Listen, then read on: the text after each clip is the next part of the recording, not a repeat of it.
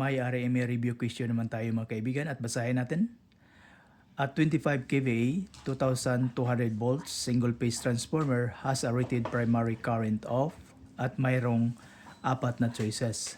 So dito sa problem, hinahanap ang rated primary current. At dito sa figure mga kaibigan, ang primary voltage ay ang 2,000 volts at ang secondary ay ang 200 volts. Ang 25 kVA ay ang rated kVA sa single phase transformer. Okay?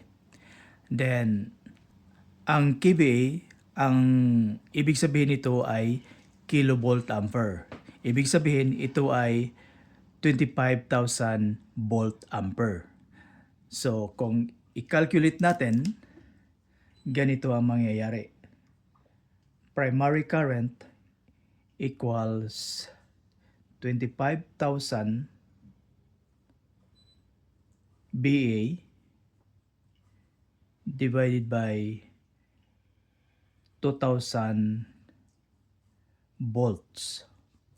So cancel ang V and then calculate natin ito gamit ang calculator. 25,000 divided by 2,000 equals 12.5 amperes. So, ang answer natin dito ay letter B. Okay? How about ang secondary current? Ano ang current sa secondary? So, i-calculate pa rin natin. 25,000 divided by 200 equals, so ito ang secondary current, 125 amperes.